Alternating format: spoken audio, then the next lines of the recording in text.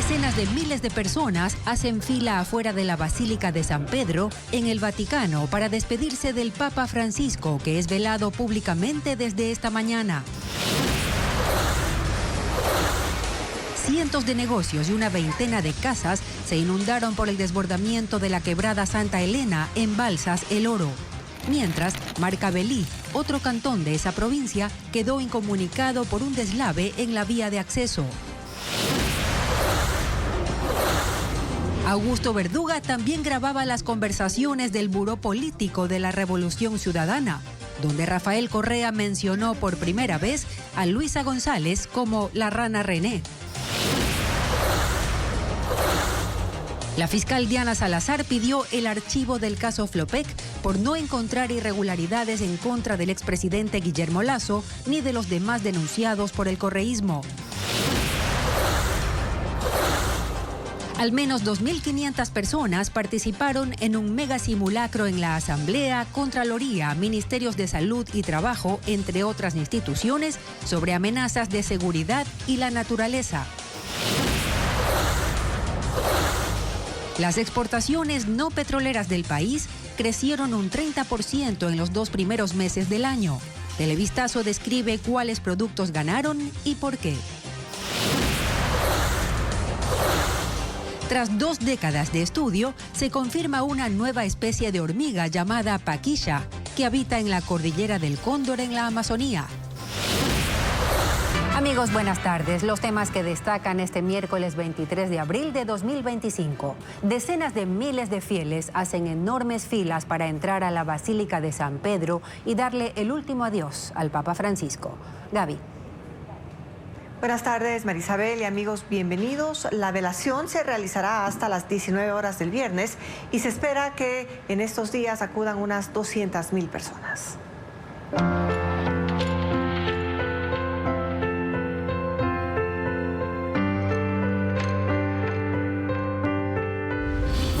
Francisco, adiós al Papa americano.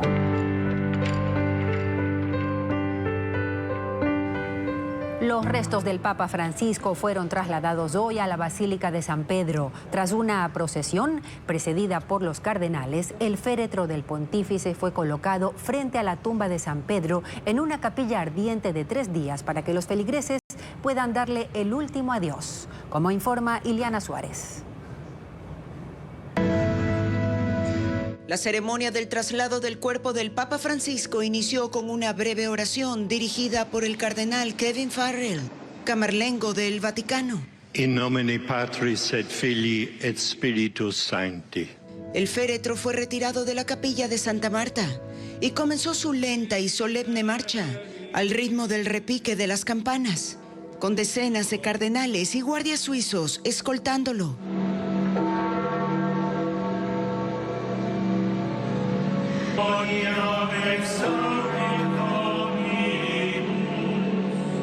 Catorce empleados del Vaticano, conocidos como sediarios, fueron quienes llevaron el cofre de madera sobre sus hombros. La procesión pasó por la plaza de Santa Marta y la plaza de los protomártires romanos. Desde el Arco de las Campanas subió a la plaza de San Pedro y entró a la Basílica Vaticana por la puerta central.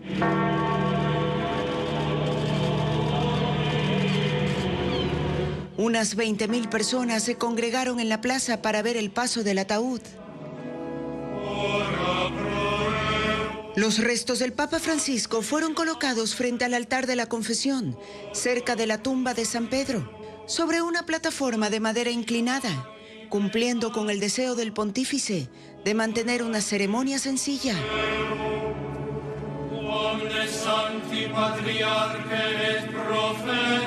Allí el cardenal camarlengo presidió la liturgia de la palabra, que una vez finalizada dio inicio a la cámara ardiente con el ingreso de los fieles para despedir a Francisco.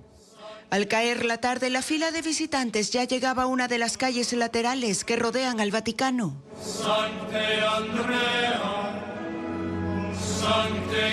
La Basílica de San Pedro permanecerá abierta desde las 7 de la mañana hasta la medianoche, Pero el viernes la velación se realizará hasta las 19 horas. Se espera que en esos días acudan unas 200.000 personas.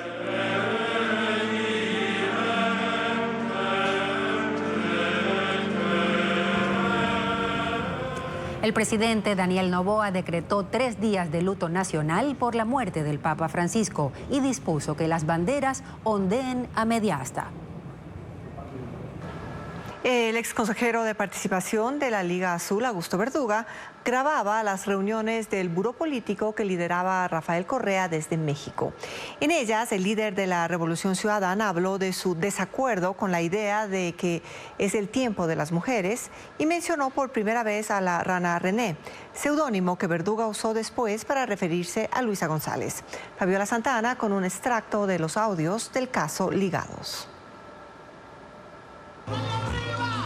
En su campaña, Luisa González buscaba posicionar un mensaje. Con ella en Carondelet, el tiempo de las mujeres llegaba. Sin embargo, semanas antes de iniciarla, en una reunión del buró político grabada por el ex consejero de participación Augusto Verduga, el líder de la Revolución Ciudadana Rafael Correa dijo no estar de acuerdo. Sí, todos quisiéramos que fuera tiempo de mujeres, pero tampoco es cierto.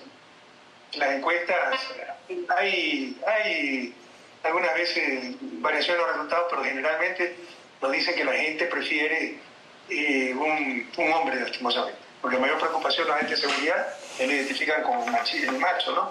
Así respondió la prefecta de Pichincha, Paola Pavón, que creía que la candidata del correísmo debía ser de la Sierra para captar el voto. Su nombre ya sonaba para integrar el binomio de la revolución y ella no estaba tan de acuerdo con que fuera Luisa González.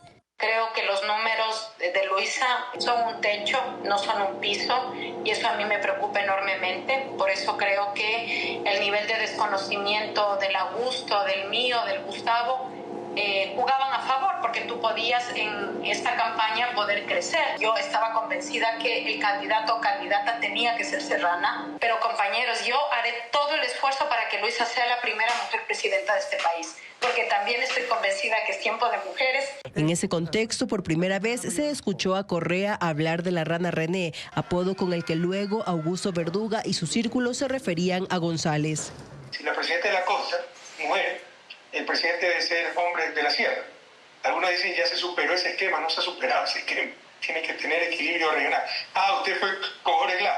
Yo me presentaba con la Rana René y ganaba ese momento. Ese era otro contexto. En la conversación, Correa también se mofó de la edad de la prefecta de Pichincha.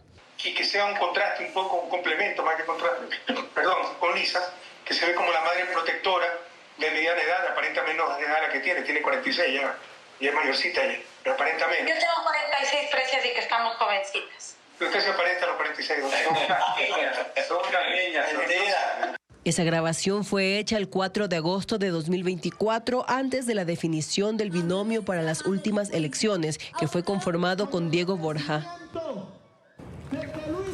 Y hay más repercusiones por los audios del caso Ligados. Hoy el Consejo de Participación Ciudadana conoce la renuncia de Pablo Villagómez, ex embajador del correísmo que presidía una terna para la judicatura. Galo Chiriboga estuvo detrás de su postulación y Augusto Verduga lo asesoró. Informa Jacqueline Rodas.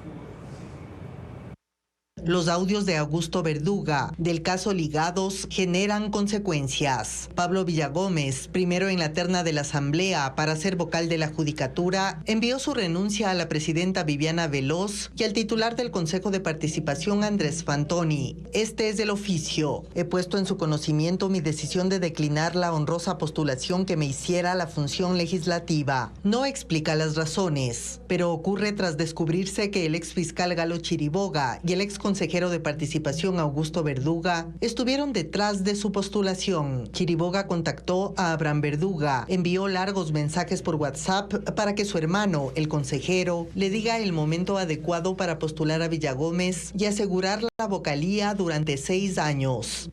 Ñaño querido, este mensaje me manda Galo Chiriboga. ¿Qué le digo? Le dije que te trasladaría el mensaje. Ñaño, efectivamente, la persona que sea electa desde la Asamblea solo estaría en el cargo por un periodo breve de 3 meses. Si el perfil de Villagómez es el adecuado, yo sugeriría que lo reservaran para el Consejo Definitivo. Alguien podría replicarme que ejerza durante esos meses y luego también pueda ser vocal definitivo. Dale, Ñaño, ¿te parece bien si le paso tu mensaje a Galo? Sí, Ñaño, pásale. Luego Chiriboga mandó notas de voz pidiendo más favores. Hola Abraham, perdona que te llame. A esta hora sé que ya son como las 9 de la noche. Mira, necesito que me des una mano con tu hermano por un trámite para Pablo Villagómez ahí en el CPCC, porque ya hoy en la Asamblea se mandó la terna de la función legislativa y Pablo Villagómez va primero en la lista, ¿no? El favor, si lo pudiera atender al doctor César... Ya te digo el apellido. Villagómez es un diplomático que representó a Ecuador en la Unión Europea durante el correísmo. Su renuncia se trata hoy en la sesión del Pleno del Consejo de Participación Ciudadana. 2 procesados por el caso Sinohydro fueron detenidos en Panamá. La Policía de Ecuador y la Oficina Central Nacional de Interpol en ese país coordinaron para detener a María Patiño y Javier Macías, que deben comparecer en el proceso penal por presunto delito de cohecho. El caso Sinohydro investiga una red de corrupción vinculada al proyecto hidroeléctrico Coca-Codo-Sinclair que operó entre 2009 y 2018. La fiscal Diana Salazar pidió que se archive la investigación previa por peculado en el caso Flopec contra Guillermo Lasso, su cuñado y exfuncionarios. Por esta causa, la Corte Constitucional autorizó el proceso de juicio político contra el entonces mandatario en la Asamblea. La Fiscalía no encontró elementos para acusarlo, como informa Fabiola Santana. La Fiscalía no encontró cargos para acusar de peculado al expresidente Guillermo Lasso y la fiscal general Diana Salazar pidió el archivo de esa investigación. La jueza Daniela Camacho conoció esa solicitud y concedió 3 días para que las partes se pronuncien. El abogado de la asambleísta electa por el correísmo, Mireya Pazmiño, dijo que se opondrán. Ella hizo esa denuncia en 2023 y tuvo una repercusión política importante, porque basándose en ese caso, la Corte Constitucional dio paso al trámite de juicio político en la Asamblea contra Lasso, que no alcanzó a resolver la censura y destitución, porque el presidente declaró la muerte cruzada y el CNE convocó a elecciones anticipadas. Lasso se defendió en cadena y en la Asamblea y mostró que los contratos investigados fueron firmados antes de su gobierno. Luego de 2 años, la Fiscalía le otorga la razón. No encontró argumentos para procesar al expresidente por peculado y delincuencia organizada en el caso Flopec, que según la Contraloría dejó un perjuicio de $6.1 millones al Estado. También resultan exculpados su cuñado Danilo Carrera, Hernán Luque y otros funcionarios. Danilo Carrera sí fue condenado en el caso Encuentro y la justicia espera que Hernán Luque sea extraditado para que enfrente el juicio.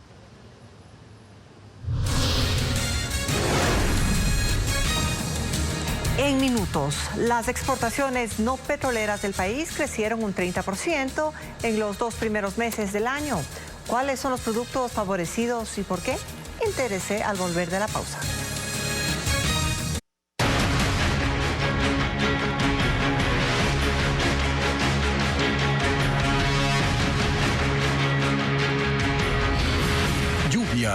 Los estragos aumentan. Viviendas colapsadas, vías destruidas y daños en el sistema de captación de agua resumen los estragos provocados por las intensas lluvias en los cantones de Balsas y Marcavelí en El Oro. Fabricio Lapo informa que unas 80 personas fueron evacuadas tras las inundaciones que afectaron ambas localidades. Bastaron 2 horas de lluvia para que los cantones de Balsas y Marcavelí en la provincia de El Oro volvieran a quedar bajo el agua. En Balsas, el desbordamiento de la quebrada Santa Elena convirtió las calles en ríos. En el centro de la ciudad, al menos 100 negocios se inundaron. Esta mañana, comerciantes y familiares retiraban el lodo con palas y baldes, intentando rescatar lo poco que quedó entre víveres dañados y electrodomésticos inservibles. Gran cantidad de lodo Esta noche estaba full árboles, ya gracias ya despejaron un poco. 15 viviendas se llenaron de agua y en otras 3 cayeron techos y paredes. En la Ciudadela 1 de Mayo, Iralda Jaramillo, residente desde hace 16 años, cuenta que la pared de su casa fue destruida por la corriente. 80 personas fueron evacuadas. Este año sí se elevó ese muro y tenemos allá un localcito que vendíamos así comidita, pero eso ya se nos fue. Un deslizamiento destruyó el sistema de captación de agua potable y dejó sin el servicio a 80,000 habitantes. En la Ciudadela Las Brisas, el colapso de la vía principal dejó aisladas a unas 50 familias. Además, en las zonas rurales hubo más de 20 deslaves. En el cantón Marcabelí, 15 viviendas inundaron y una colapsó en el centro de la ciudad. La vía de ingreso al cantón fue afectada por deslizamientos. 2 alcantarillas colapsaron y el desbordamiento de una quebrada abrió un cráter en la carretera que conecta con 5 sectores rurales. El invierno sigue dejando secuelas en el cantón Pujilí, en Cotopaxi. En la zona de Sucre, al sur del Parque Central, un hundimiento junto al puente sobre el río Pujilí inhabilitó la vía. Un vehículo de agentes municipales cayó en el lugar y tras el accidente, el paso fue cerrado con una valla y cinta de seguridad. Esta vía es clave para la conexión de 5 comunidades con el centro poblado. El Estado recibirá 144 millones de dólares por concepto de regalías durante los 32 años que le restan a la concesión de la terminal portuaria de Manta. El contrato fue renegociado y se duplicaron las regalías que el concesionario deberá entregar al Estado. La renegociación de la concesión del Puerto Internacional de Manta culminó. El proceso se da 8 años después de iniciada la operación por parte de Terminales Portuarias, representante de la firma chilena Agunza. El contrato original delegó la gestión de los muelles y patios del área internacional del puerto Manavita por 40 años. El principal cambio que deja esta renegociación es el incremento de las regalías anuales que el concesionario deberá entregar. Pasan del 3%, que representaban unos $800,000 anuales, a un 7.5% sobre los ingresos brutos que tenga la terminal, que en dinero son cerca de $2 millones. Estos recursos tienen destinatario. El municipio de Manta recibirá el 70% de ese dinero y la prefectura de Manabí un 30%. Se espera que en mayo reciban el primer desembolso de esas regalías, que se entregarán cada 4 meses. El puerto de Manta es básicamente un puerto de importaciones. En 2024 movilizó 1.045.000 toneladas de carga internacional. El 98% corresponde a importaciones y el 2% a exportaciones y transbordos. Del total de importaciones, el 78% es carga de granel sólido, que en esta terminal fue trigo, descargas de atún congelado, uria y torta de soya. Un 12% era de granel líquido, básicamente aceites vegetales e hidrocarburos. Manta es también el puerto de ingreso de automóviles y chasis al país. Ello representó un 9% de la carga recibida. La carga de contenedores apenas fue un 0.5%. El puerto de Manta también es un puerto de cruceros, que en el último año tuvo cifras a la baja. Si en 2023 recibió 34 buques turísticos, en 2024 fueron 15. De 42.163 pasajeros, bajó a 18.896. Como resultado de la renegociación, durante los 32 años que restan de concesión, los gobiernos locales recibirán $144 millones en lugar de los 77 millones proyectados originalmente. El Banco Central del Ecuador proyecta un crecimiento económico del 2.8% para este 2025. Las exportaciones no petroleras no mineras son un punto clave, pues generaron ya $4.108 millones entre enero y febrero. Esto es un 30% más que el año pasado. Además, el camarón se mantuvo como el rey de los envíos, mientras que el cacao sorprendió al triplicar sus ventas y superar al banano, como informa María Gabriela Carpio. Las exportaciones no petroleras no mineras mantuvieron un desempeño sólido en los 2 primeros meses del 2025, alcanzando $4.108 millones, un crecimiento del 30% respecto al año pasado, según el Banco Central. Los 7 principales envíos no petroleros no mineros fueron el camarón, el cacao y sus elaborados, banano y plátano, los enlatados de pescado, las flores naturales, madera y manufacturas, así como otras frutas, entre ellas pitahaya, piña y aguacate. El camarón se mantuvo como el líder absoluto, generando 1.230 millones de dólares, impulsado especialmente por las ventas a Asia, donde China recibió casi la mitad de los envíos. Las provincias que más impulsaron las exportaciones fueron Guayas, El Oro y Manabí, donde se concentra la mayor parte de las camaroneras del país, generando alrededor de 300.000 empleos directos e indirectos en toda la cadena del camarón, desde la larvicultura hasta el procesamiento y exportación. El crecimiento más relevante lo registró el cacao y sus elaborados. Fue la gran sorpresa al superar al banano con sus exportaciones, que casi se triplicaron, llegando a los 956 millones de dólares. Esta alza se debe a la combinación de una alta demanda mundial del cacao fino de aroma, especialidad ecuatoriana reconocida por su sabor y calidad, así como la crisis de oferta internacional provocada por la caída de la producción en Costa de Marfil, principal proveedor mundial. Entre las provincias productoras de cacao destacaron Los Ríos, Manabí, Esmeraldas y Guayas, generando en promedio 417.000 empleos directos e indirectos. Y los principales destinos de exportación fueron Estados Unidos, Malasia y Países Bajos. Pero además del grano de cacao, Ecuador también exportó sus semi-elaborados, como el licor, el polvo y la manteca de cacao, así como sus productos elaborados, es decir, aquellos que pasaron por un proceso de industrialización o fabricación artesanal, como las barras y tabletas de chocolate. Según datos de la Federación Ecuatoriana de Exportadores FedExport, todos estos envíos representaron más de la mitad del total de exportaciones, lo que confirma que el sector no extractivo es cada vez más importante para generar ingresos al país. El subsidio a la gasolina extra podría quedar en cero en mayo. Según la Cámara de Distribuidores de Derivados de Petróleo, la caída del precio internacional del crudo generaría ese ahorro para el Estado. Patricio Díaz informa que consideran que es el momento ideal para liberalizar el precio. Mayo puede llegar sin subsidio a la gasolina extra y así mantenerse por el resto del año, a condición de que el precio del petróleo siga cayendo o que permanezca en su nivel actual, que apenas supera $60 el barril.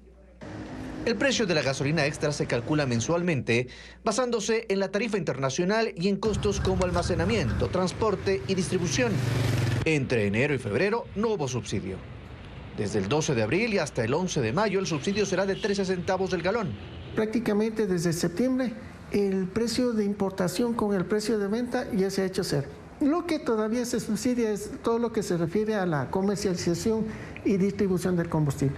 En 2024 el gobierno presupuestó $644 millones para los subsidios a las gasolinas. Pero gracias al sistema de bandas, este monto seguramente se redujo. Aunque no se sabe cuánto porque no se publica aún el presupuesto ejecutado. Estaban ya en una banda de aproximación hacia precios internacionales. Por lo tanto, el rato en que desciende el precio y esas gasolinas mantienen su valor, pues lo que se vería es que usted algo de ahorro en subsidios va a tener este año. La Cámara de Distribuidores de Derivados de Petróleo considera que este es el momento de liberalizar los precios, como ocurre con el de la gasolina súper, y no depender de los cálculos mensuales del Ejecutivo.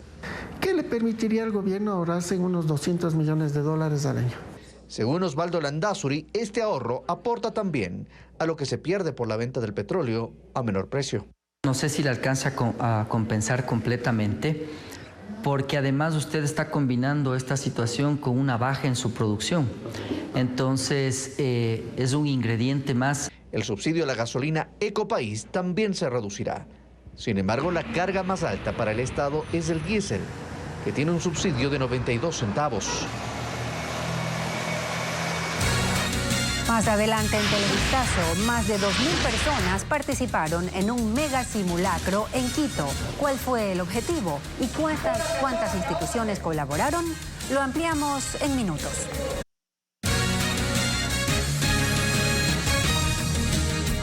Esta madrugada se reportó el secuestro de la esposa y el hijo de 5 años de edad de un jugador del Club Sport Emelec en el norte de Guayaquil. Según el parte policial, hombres llegaron a las 2:50 de la mañana a la residencia en el sector de Mucho Lote 2 y tumbaron la puerta.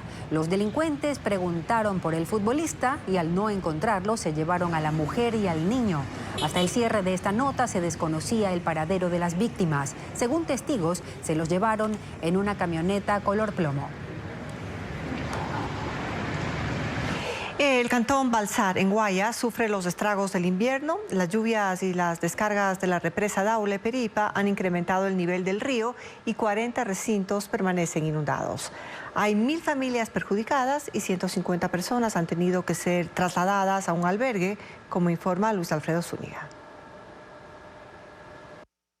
La descarga de agua obligatoria en la represa Daule Peripa continúa. El nivel del río Daule sigue subiendo y la afectación en los cantones asentados en sus riberas es crítica. En Balsar, provincia del Guayas, a 78 kilómetros de la represa, las consecuencias se sufren en las zonas rurales. 40 de sus recintos están inundados, entre ellos el Congo, que está incomunicado, además de San Pableño, Chicompe y Cerrito, al sur del cantón. La unidad educativa Salamina está bajo el agua y las viviendas solo se pueden recorrer en canoas o botes. Hay personas que se han salido a la loma, hay casas, esas casas están vacías. Nos quedamos sin trabajo porque yo ahí tengo un arroz que he sembrado, se me ha ido a pique, un maíz que tengo por allá también. En los recintos hay 1000 familias perjudicadas. 3000 hectáreas en afectación. Hablamos de cultivos como arroz, cacao, maíz. 150 familias ya fueron evacuadas y están en un albergue en la unidad educativa Luis Godín. Si usted viera el agua más o menos hasta ahí, de esta altura. Ya eso se fue, ya no se alcanza y ahí tengo mis cosas, estoy preocupado aún todavía. Todos esos animalitos ya se nos han muerto porque se han subido a árboles, porque no se podían coger y entonces por el hambre ya se mueren. Se espera que más familias lleguen en las próximas horas y el cantón ya analiza una declaratoria de emergencia. Emergencia en la costa este de Estados Unidos. Más de 3000 personas fueron evacuadas debido a un incendio forestal en el estado de Nueva Jersey. El fuego ha consumido más de 3500 hectáreas de bosque y ya deja a 15000 usuarios sin energía. Un incendio forestal avanza con rapidez por una reserva natural protegida en el condado de Ocean, en el estado de New Jersey. El fuego, que comenzó la tarde del martes, se intensifica por la sequía que afecta a gran parte del estado y ha consumido más de 3500 hectáreas de bosque. Las llamas amenazan a más de 1300 viviendas, granjas, viveros e infraestructura eléctrica de la zona. La magnitud del siniestro obligó al cierre de carreteras y a la movilización de recursos estatales y federales. Brigadas de bomberos voluntarios y equipos de rescate de varios condados se han sumado a los trabajos para controlar el incendio y se ha incluido el uso de aeronaves. Hasta el momento, más de 3000 residentes fueron evacuados ante el riesgo de que sus hogares sean alcanzados por el fuego. A pesar de los esfuerzos, solo se ha logrado contener un 10% del incendio, que provocó un corte de energía, el cual afectó a más de 25,000 usuarios, especialmente en el municipio de Barnegat. Aunque gran parte del servicio ha sido restablecido, alrededor de 1500 hogares continúan sin electricidad. Las autoridades no reportan heridos ni fallecidos, pero piden a la población mantenerse atenta y seguir las instrucciones de evacuación en caso de que sea necesario. Imágenes de una cámara de vigilancia muestran el momento en que una mujer y sus hijos escaparon de la explosión de una alcantarilla. Ocurrió en el condado de Dutchess del estado de Nueva York. La mujer paseaba con sus hijos, uno de ellos a bordo del coche, pero segundos después de pasar sobre la tapa de una alcantarilla, se escuchó un estruendo. La tapa de metal y los escombros salieron volando a varios metros de distancia. Los bomberos informaron que no se reportaron heridos, pero la escena fue acordonada por la policía para las investigaciones. En Quito, 2.500 ciudadanos participaron de un mega simulacro por distintas emergencias en la Asamblea, la Contraloría y el Ministerio de Trabajo. Diego Puente cubrió el evento y cuenta que en 2 instituciones se simularon ataques terroristas.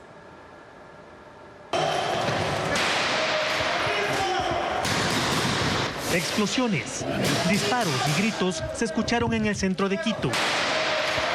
Todo fue muy real y la gente se agrupó alarmada. Pero todo fue parte de un simulacro sobre situaciones violentas concertado entre 8 instituciones públicas. ¡No veas, no levantes!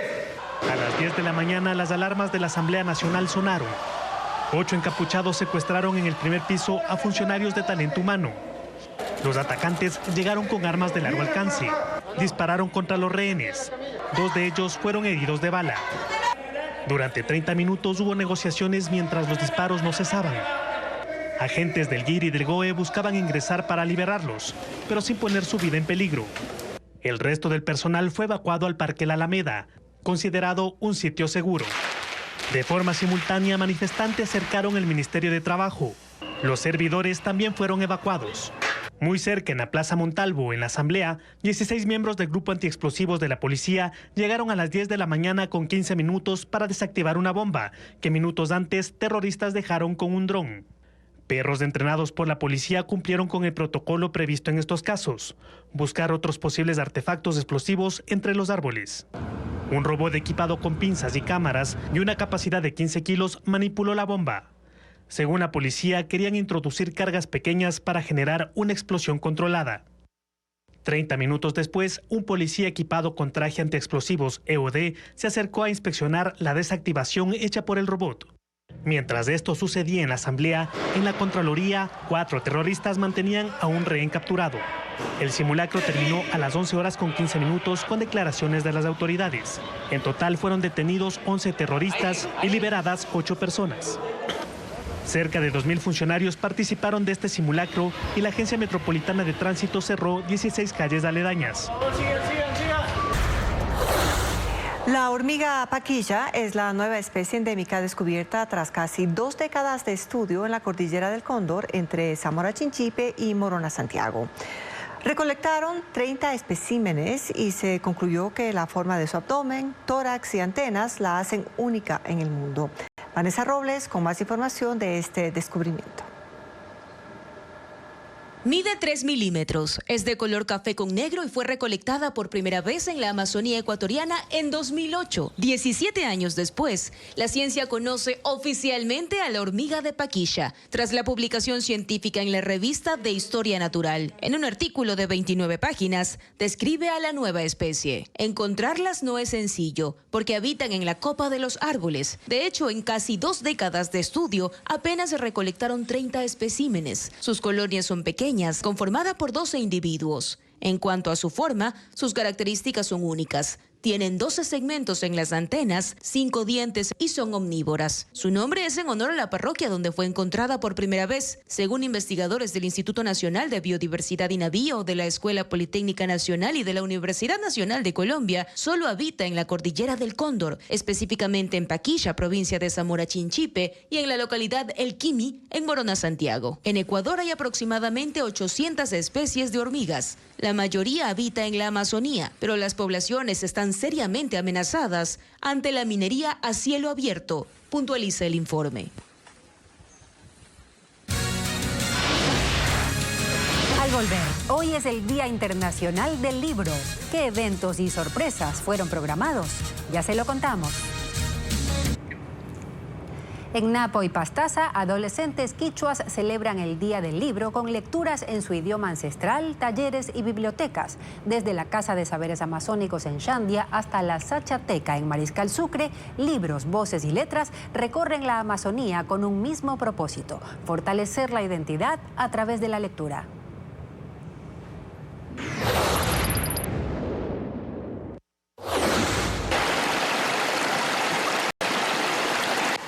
Entre el murmullo del río Arajuno y el grito de los monos ardilla, una ronda de libros se abre paso en la comunidad Mariscal Sucre en Santa Clara, Pastaza.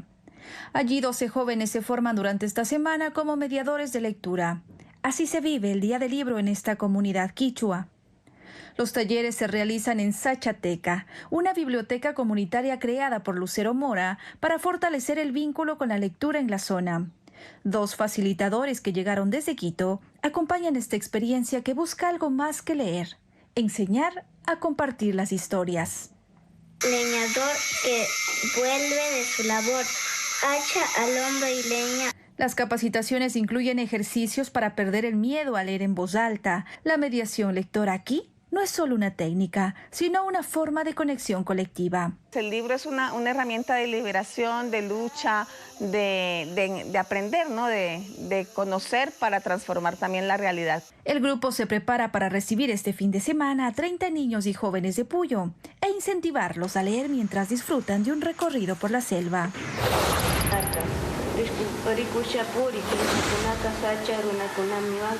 En la comunidad Shandia, en el cantón Tena, 25 adolescentes quichuas de entre 13 y 14 años compartieron lecturas en quichua de cuentos y leyendas amazónicas.